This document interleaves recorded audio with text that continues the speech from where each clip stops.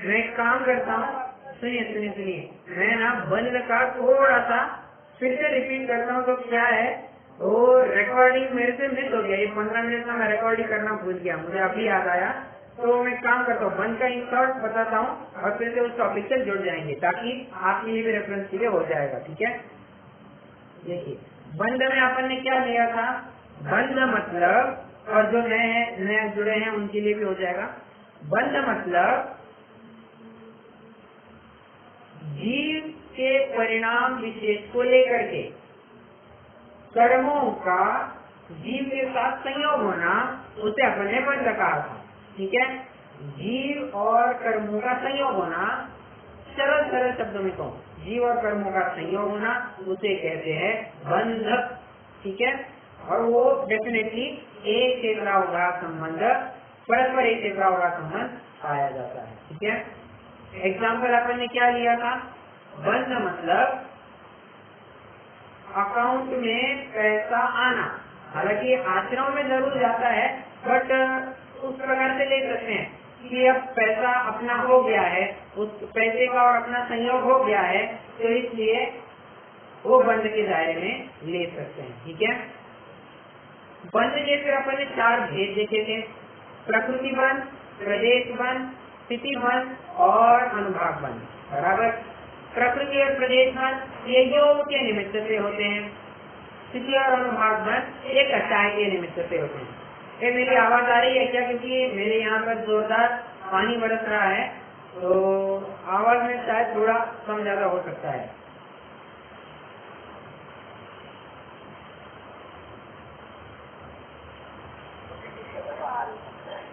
आवाज आ रही है? ठीक है, चलिए मैं ये कह रहा था, हाँ, तो बंध के अपन ने 4 भेद भी देखी है।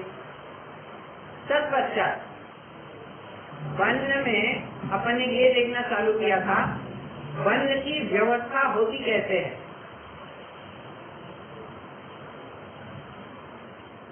बंध की व्यवस्था में शुरुआत के समयों में ज्यादा प्रकृतियों का बंध होता है। बाद के समय में वो परमाणुओं की संख्या घटती जाती है। जैसे जैसे अपन ने एग्जाम्पल क्या लिया था, मान लीजिए ज्ञानावरण कर्म के 1000 परमाणुओं का बंध होना है। ठीक है, ज्ञानावरण के 1000 परमाणुओं का बंध होना है, तो पहले समय में 400 परमाणुओं का धड़ाधड़ 400 परमाणुओं का बंध हो जाएगा, दूसरे समय में 300, तीसरे समय में 200 और चौथे समय में 100। इस प्रकार से 1000 परमाणु का बंध हो जाएगा। अपन यहाँ पर देख क्या रहे हैं, जैसे जैसे टाइम आगे बढ़ते जा रहा है, वैसे वैसे वो बंध, वो जो प्रदेश बंध है, उसमें परमाणुओं की संख्या कम होती जा रही है। 400, 300, 200, 100 घटते जा रही है। परंतु ये समझना, जैसे जैसे प्रदेश बंध घटते जाता है, वैसे वैसे स्थिति बंध और अनुभाग बंध बढ़ते जाता है। मान के चलिए 400 परमाणुओं का जो बंध हुआ था, वो 1 दिन के लिए हुआ था। एग्जाम्पल ले रहे हैं, 1 दिन के लिए हुआ था। और भाव में कैसे लेंगे, अविभाव प्रतिच्छेद 10 टाइम्स उसका असर दिख करके आएगा। एग्जाम्पल ले रहे हैं, इंटेंसिटी देख रहे हैं ना, तो कितने इंटेंसिटी से, तो 10 टाइम्स ज्यादा, ऐसा अपन को वो अनुभाग दिख करके आ जाएगा। ठीक है, अब जब 300 परमाणुओं का बंध होगा, तब हो सकता है 1.5 दिन के लिए वो स्थिति का बंद हो जाए, और वो जो अनुभाग बंध है ना, वो 10 से लेकर के 20 गुना हो जाए। पावर बढ़ रही है, काल भी बढ़ रहा है, परमाणुओं की संख्या कम होती जा रही है। जैसे जैसे आगे बढ़ेंगे, प्रदेश बंध घटते जाएगा, स्थिति बंध और अनुभाग बंध बढ़ते जाएगा।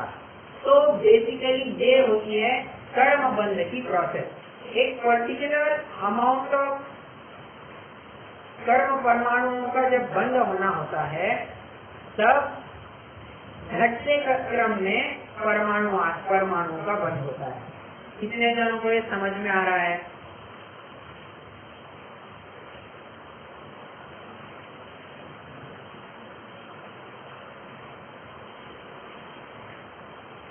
समझ में आ रहा है क्या?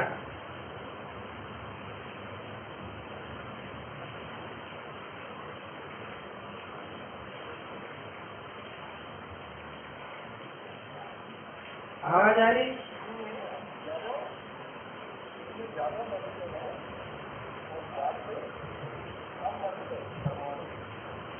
आपकी आवाज नहीं आ रही है।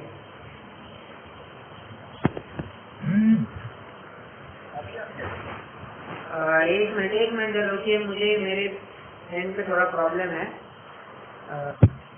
हाँ आ रही है।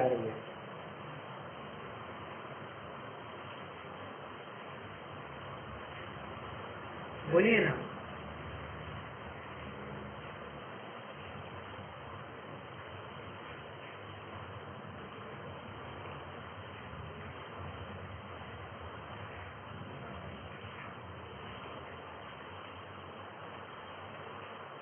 फिर से क्या कहा? आपकी आवाज क्लियर नहीं है।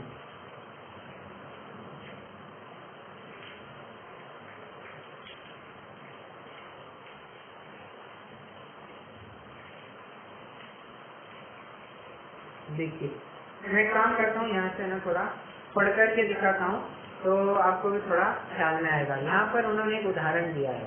ये मेरे पास नक्शों में 10 चरण, ये ब्रह्मचारी यशपाल जी जैन द्वारा जो लिखी किताब है, छोटी सी पुस्तिका है, बहुत शानदार है। उसके आधार से मैं पढ़ करके दिखा रहा हूँ, ठीक है। वहाँ पर उन्होंने उदाहरण दिया है, वो आपको बताता हूँ। एक समय में अनंत कर्म परमाणु बन रहे हैं। उनका विभाजन 30 समयों में 30 कोड़ा कोड़ी सागरोपम के प्रत्येक समय में करके दिखाया है। ये मेरी आवाज आ रही है क्लियरली?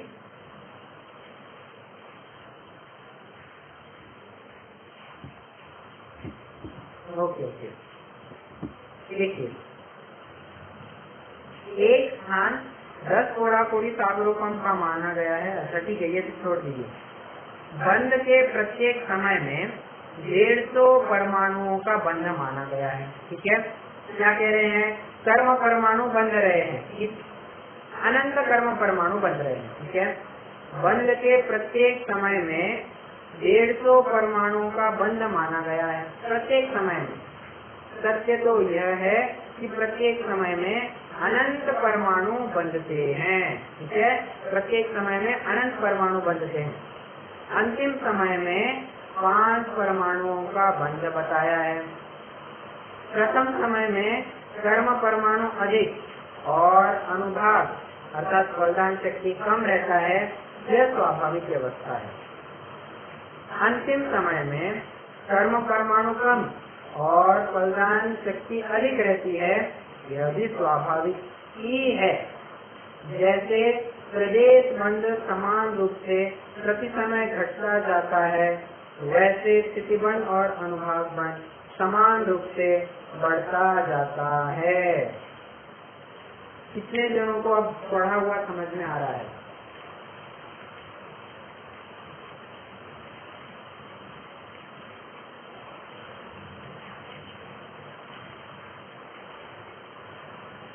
अरे उदाहरण बताया ना अभी, 1000 परमाणु को बन, वो उदाहरण नहीं तो था। मतलब अच्छा, आप उदाहरण देना चाहे तो अच्छा ठीक है, एक मिनट। हाँ, सुनिए। थोड़ा स्थूल उदाहरण है, आप ऐसे समझ सकते हैं। जैसे कोई भैंस को जब बच्चा होता है, ये मैं थोड़ा सा प्रैक्टिकल जितना मैं समझता हूँ वो बताता हूँ। जब किसी भैंस को बच्चा हो जाता है तब उसका दूध थोड़ा पतला रहता है। जैसे जैसे वो टाइम बढ़ते जाता है वैसे वैसे उसके दूध की क्वांटिटी कम होने लगती है। पॉइंट नंबर 1, उसका गाढ़ापन भी बढ़ते जाता है। ये कितने जनों ने नोटिस किया है? जब भैंस को बच्चा हुआ होता है सबको उसको दूध एकदम पतला होता है और थोड़ी क्वांटिटी भी ज्यादा दे देती है कि उसके बच्चे को पिलाना है, सब करना है, तो होता है, स्वाभाविक व्यवस्था है। परंतु जैसे जैसे आगे टाइम बढ़ता जाएगा वैसे वैसे उसकी दूध की संख्या, उसकी दूध की क्वांटिटी है ना, कम होती जाएगी, परंतु दूध में गाढ़ापन बहुत बढ़ने लगता है। कितने जनों ने ये नोटिस किया है? होता है ना, बस कर्मों में भी वैसा ही लगाना।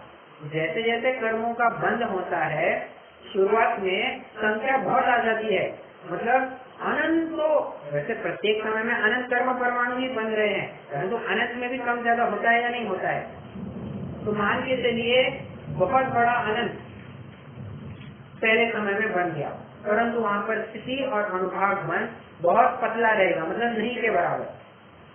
जैसे जैसे वो क्वांटिटी कम होती जाएगी, कर्म परमाणुओं के बंध की क्वांटिटी कम होती जाएगी, अर्थात प्रदेश बंध कम होते जाएगा, वैसे वैसे स्थिति और उसका अनुभाग बढ़ता जाएगा, मतलब कर्म परमाणु कम और उसकी फलदान शक्ति ज्यादा, ऐसा होने लग जाएगा।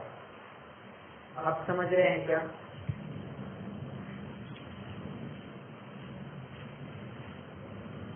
नहीं समझ में आ रहा है तो बताइए, थोड़ा और किसी अपने का प्रयास करता हूँ।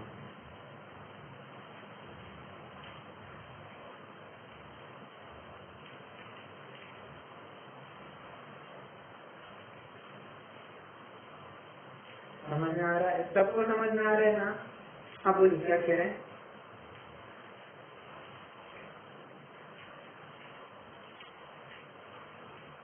नहीं, आप क्या कह रहे थे?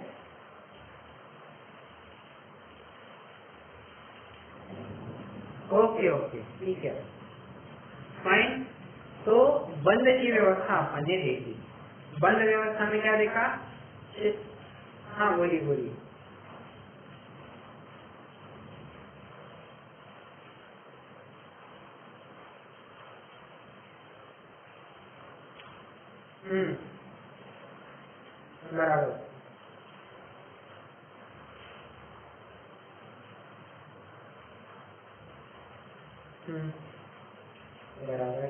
बराबर। बराबर।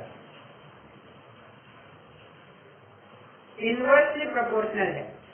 प्रदेश बंध कम होते जाएगा, अनुभाग बंध स्थिति बंध बढ़ते जाएगा, ठीक है।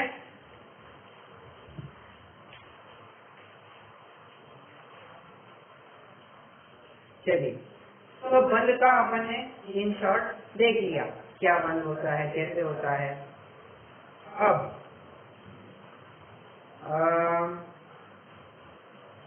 अभी चर्चा करूँ या बाद में?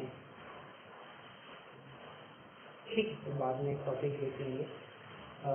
चलिए, बंध के बाद आती है दूसरी अवस्था की तरफ बढ़ते हैं। बंध की चर्चा हो गई।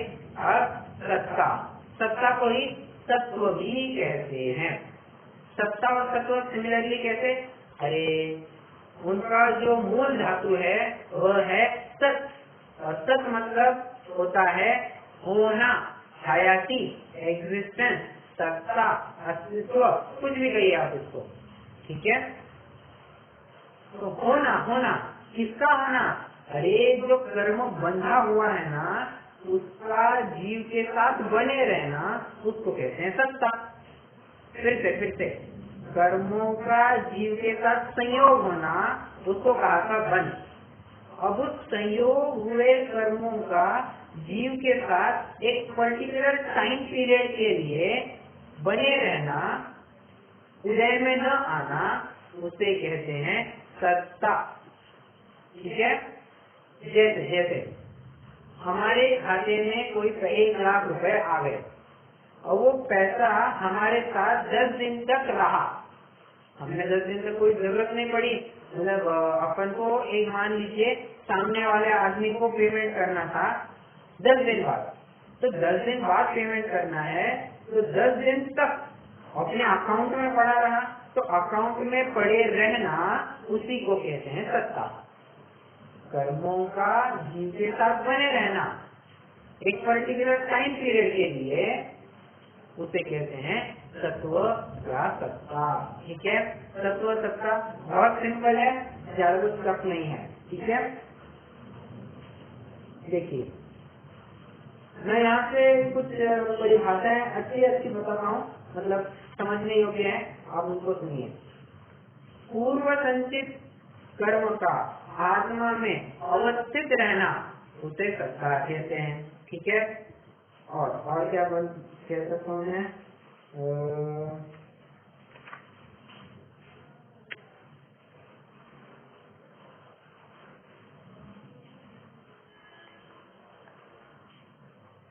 अनेक समयों में बंधे हुए कर्मों का विवक्षित काल तक जीव के प्रदेशों के साथ अस्तित्व होने का नाम सत्ता है। फिर से बताता हूँ, अनेक समय में बंधे हुए कर्मों का, यहाँ तक ठीक है। अनेक समय में क्यों कह रहे हैं? प्रत्येक समय में अलग अलग बंध हुआ है, बराबर, तो इसलिए अनेक समय में कह दिया। अनेक समयों में बंधे हुए कर्मों का विवक्षित काल तक। अब ये विवक्षित काल क्या होता है? जब तक वो फल ना दे दे उसको कहते हैं विवक्षित काल। ठीक है, सरल शब्दों में कहूँ तो जब तक वो उदय में ना आए उसे कहेंगे, वो जो जीव के जितने टाइम के लिए वो जीव के साथ बना रहा उसे कहते हैं सत्व। जीव के प्रदेशों के साथ अस्तित्व होने का नाम तत्व है। ठीक है, सरल बात कहूँ तो बंध और उदय, इनके बीच का जो टाइम पीरियड होता है जब तक वो जीव के साथ बना रहता है उसे कहते हैं कर्मों की सत्ता या तत्वकरण। ठीक है, इसलिए लोगों को इस तत्व का भी समझ में आ रहा है। इसे ज्यादा कुछ टफ नहीं।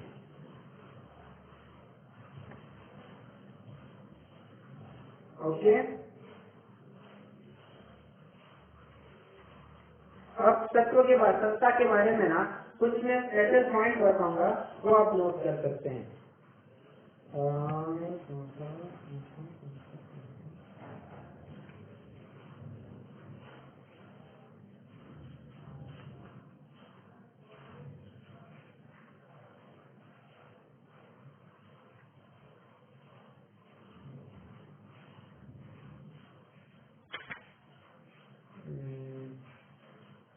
हाँ, ये बात तो बहुत सिंपल है, ये वैसे सुनने के लिए बस है। सिद्धों को छोड़कर सब जीवों में कर्म की सत्ता पाई जाती है।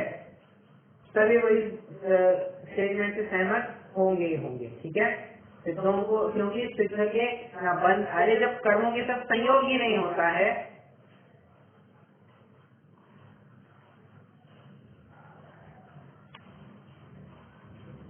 क्या कहा? मैं ये कह रहा हूँ, सिद्धों को छोड़ करके समस्त जीवों में कर्मों की सत्ता पाई जाती है। ठीक है, कारण इसका ये है, जब सिद्धों का बंध ही नहीं होता है तो तत्व कहाँ से होगा? और जितना कुछ भी पहले बंद किया हुआ था उसका तत्व क्षय कर दिया है। मतलब अकाउंट में अभी 0 बैलेंस है और वो बैलेंस ना कभी बढ़ेगा भी, 0 से कभी 1 पैसा भी नहीं होगा, बराबर है। इसलिए कर्मों के, सिद्धों के कर्मों की बिल्कुल भी सत्ता नहीं पाई जाती। शरीर अब उनका, वो कर्मण शरीर भी अब उनका छूट चुका है, कर्मों से पूर्ण निवृत्त, पूर्ण अलग हो चुके हैं। ठीक है, ये एक पॉइंट हो गया।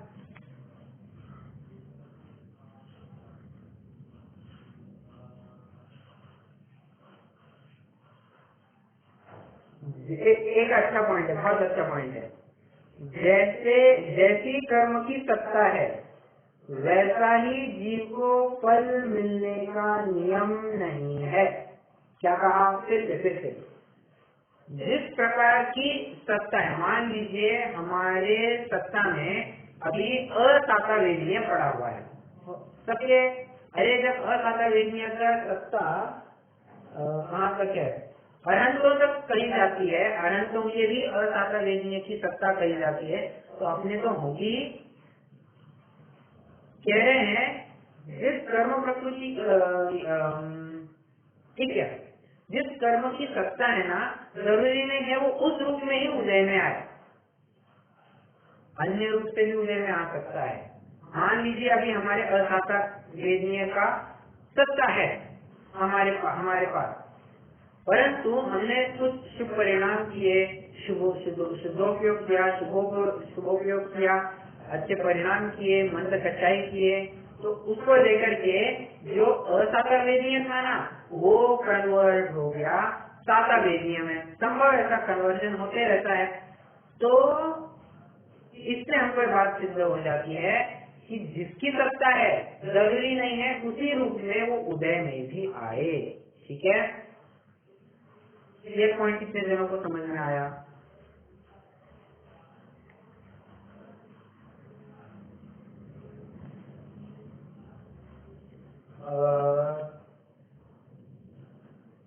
वहां पर अपकर्षण का होगा।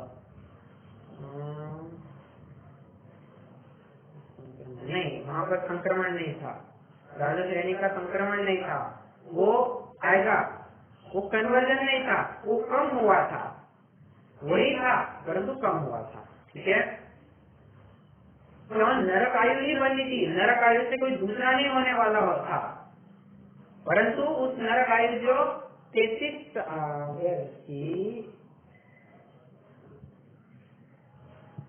एक मिनट हाँ बोलिए ना।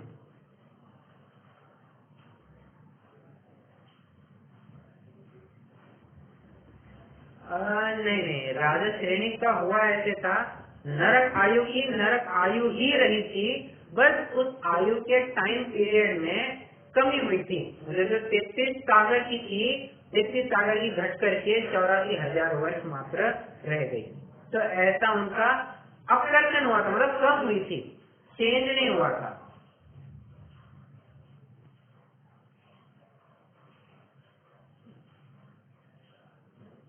हाँ वो तो थी, वो तो पहले ही बंधना चालू हो गई थी। ठीक है, चलिए अब संक्रमण के लिए मैं ये पॉइंट को समझाने के लिए और क्या उदाहरण दे सकता हूँ? हाँ, एक स्थूल उदाहरण है, देखते हैं कितना अच्छे से प्रेजेंट कर पाता हूँ। मान लीजिए हमने कच्चे आम बाजार से, सबको दिक्कत हो रही है आवाज में?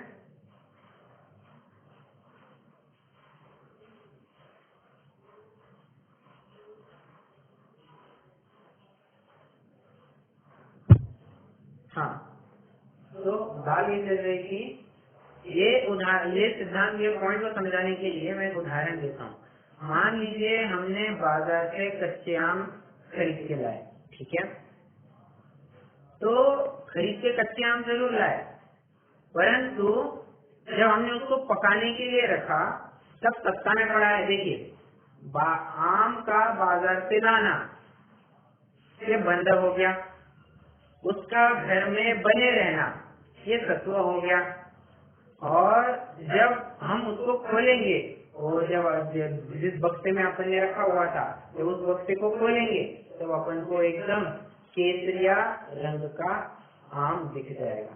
तो जिस रूप से सत्ता में पड़ा है जरूरी नहीं है उसी रूप से वो उदय में भी आए। ठीक है, सत्ता में क्या था, कैरी थी, किस रूप परिणामित हो गई, आम रूप परिणामित हो गई। ठीक है, और इसी को थोड़ा सा एक एडवांस एग्जाम्पल भी दे सकता हूँ।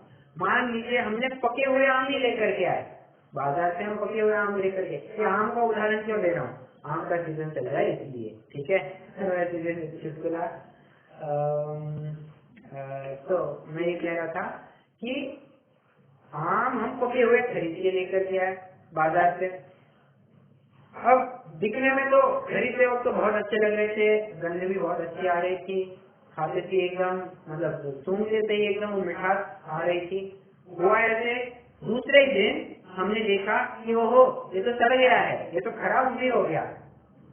हुआ क्या, सत्ता में अच्छा वाला आम था, उदय रूप कैसे आया, खराब रूप आ गया। तो इस लेकर के आप समझ सकते हैं, सत्ता जैसी है जरूरी नहीं है फल भी उस रूप से ही आएगा, बदल करके ही आ सकता है। समझ में आया?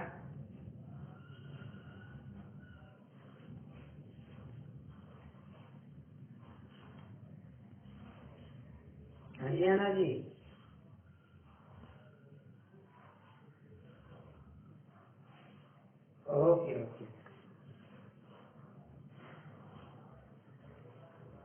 ठीक है। इसमें एक और छोटा सा पॉइंट ऐड कर सकते हैं जनरल इंफॉर्मेशन का। जिस प्रकार अपन ने बंध के 4 भेद कहे थे ना, प्रकृति वन, प्रदेश वन, स्थिति वन, अनुभाग वन, उसी प्रकार तत्व के भी 4 भेद हैं। प्रकृति तत्व, प्रदेश तत्व, स्थिति तत्व और अनुभाग तत्व। ठीक है, चलिए तो तत्व या सत्ता की भी चर्चा अपनी हो गई है। सबसे पहले अपन ने बंध देख लिया, उसके बाद हमने सत्ता देखी।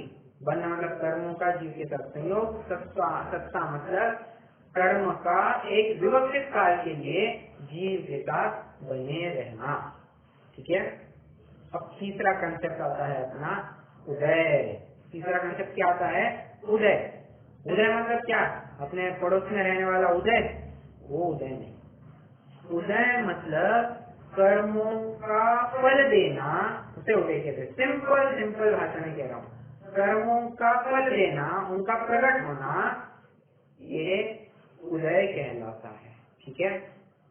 परिभाषा में अगर आपको बताऊं, कर्म की स्थिति पूरी होते ही कर्मों के फल देने को उदय कहते हैं। ठीक है। या इस अपेक्षा से भी कह सकते हैं, उदयावली में स्थित कर्म के निषेकों की स्थिति क्रम से पूर्ण होती रहती है और निषेक फल देते रहते हैं, उसे उदय कहते हैं। यहाँ पर थोड़े से ना टेक्निकल टर्म्स आ गए। क्या? उदयावली और निषेक। हाँ जी बोलिए।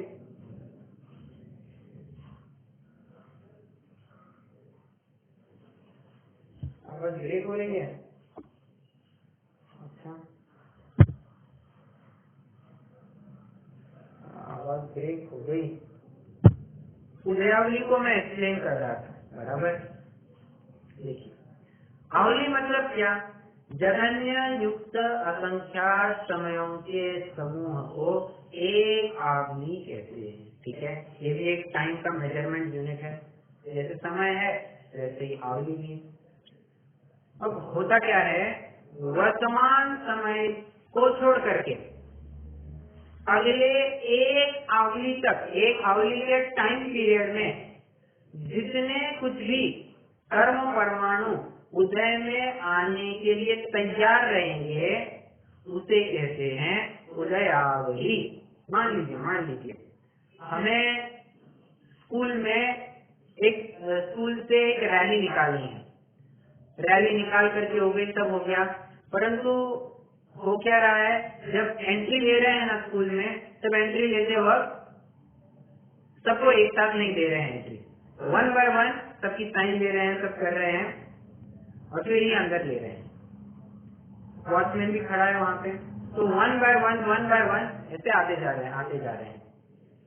तो निश्चित ये हुआ था, सबसे पहले फर्स्ट क्लास के बच्चे जाएंगे। ठीक है। तो फर्स्ट क्लास के बच्चे क्या हो गए?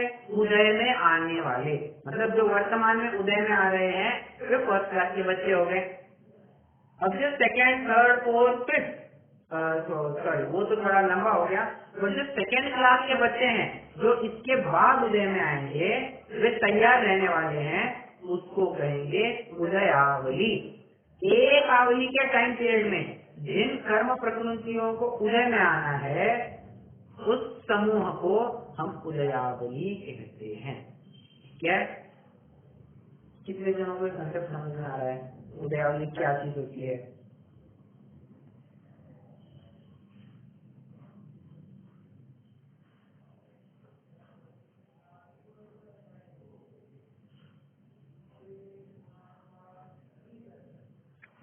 बताइए। समझिए, लर्न करने की कोशिश नहीं करेगा, लर्न करने की जरूरत नहीं पड़ेगी। और इजी है ये, कुछ टेक्निकल नहीं है ये। देखिए ना, शब्द को ही थोड़ा अगर समझेंगे तो आपको लिखने में भी कोई दिक्कत नहीं होगी। जैसे उदयावली, अब एक आवली के टाइम पीरियड में जो कर्म प्रकृतियां उदय में आएंगी, उसे उदयावली कहते हैं। सिंपल। अब इसमें ज्यादा रटने वाली क्या बात है?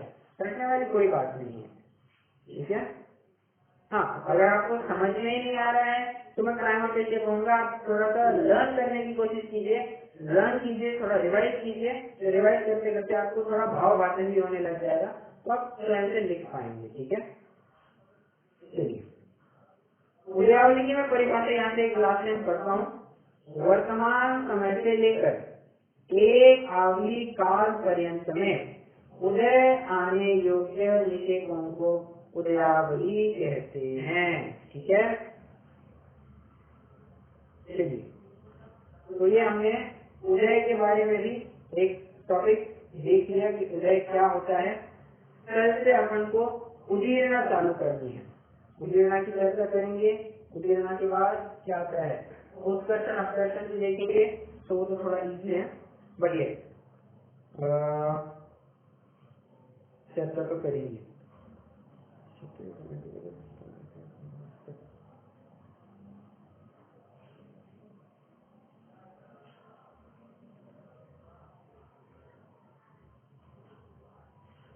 हाँ, थोड़ा सा सुधार कीजिए। ये जो उदयावली में बताया ना मैंने कि जो वर्तमान का जो समय है उसके आगे वाले मत देना, वर्तमान समय को भी इंक्लूड कर देना। उदयावली में वर्तमान के समय को भी इंक्लूड कर देना, उसको एक्सक्लूड मत करना। ठीक है, चलिए कुछ प्रश्न हो तो पूछ सकते हैं, जैसे फिर अभी जनवाने की करेंगे।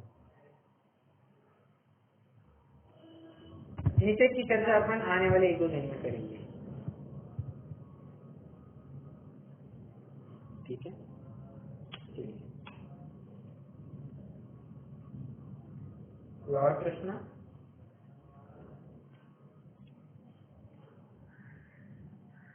नहीं, रुकते हैं, जिनवाने करेंगे।